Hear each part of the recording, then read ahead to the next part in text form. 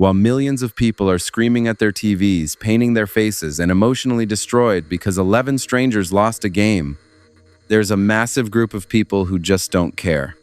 And according to neuroscience, their brains might actually be wired differently. Stay with me, because what I'm about to tell you will completely change how you see the sports-obsessed people in your life. Here's the thing nobody talks about. Not caring about sports doesn't make you boring. It doesn't mean you lack passion. And it definitely doesn't mean something's wrong with you. But there is something fascinating happening in your brain, something completely different from the 60% of Americans who follow sports religiously. Let's start with the obvious question. Why do so many people care so much? Humans are tribal creatures. For thousands of years, being part of a group meant survival.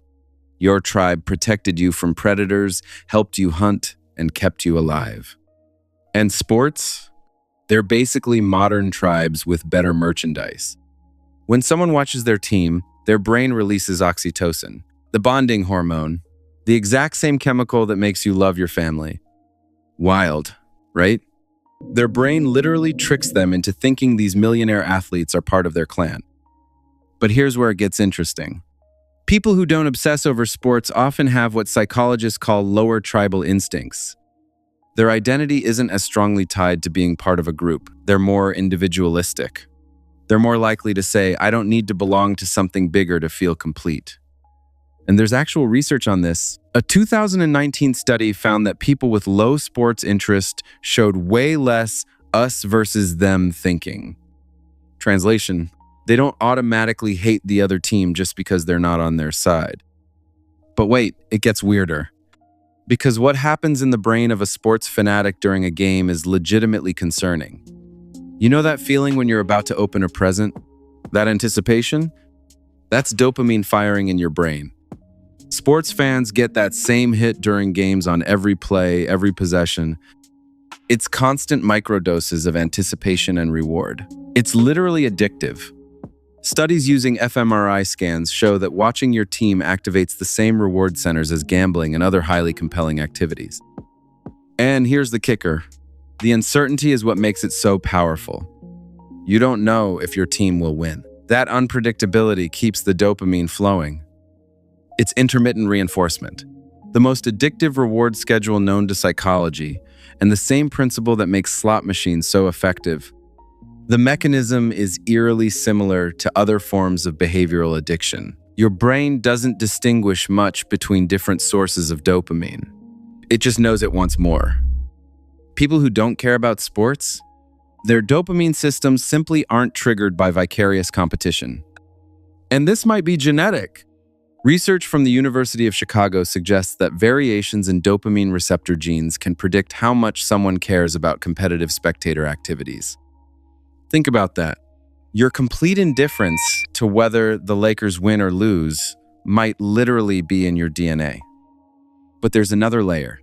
Sports fans experience something called BIRGing, basking in reflected glory. When their team wins, they say, we won.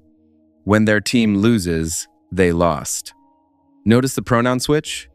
People who don't obsess over sports are less likely to engage in this psychological distancing.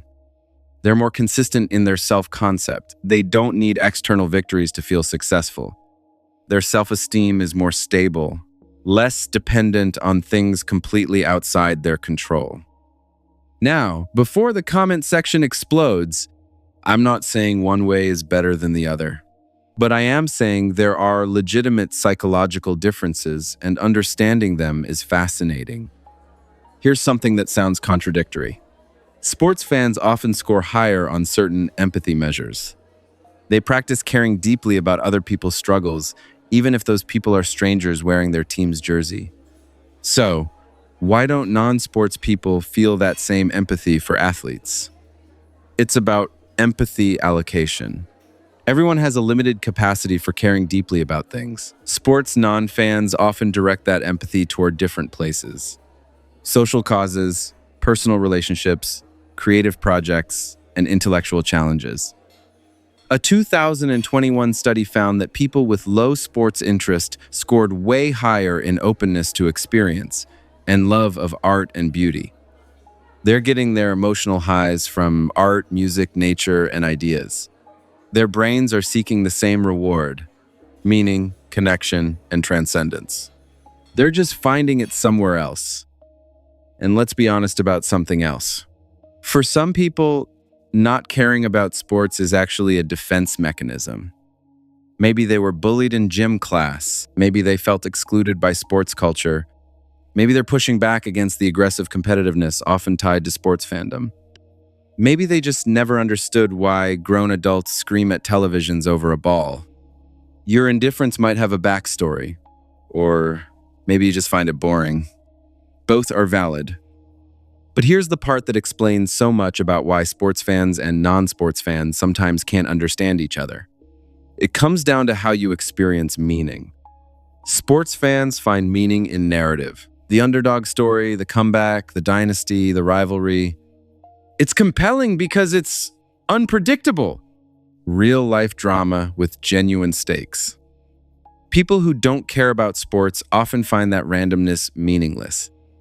They think, why would I emotionally invest in an outcome I can't control, performed by people I don't know, in a game that doesn't affect my actual life?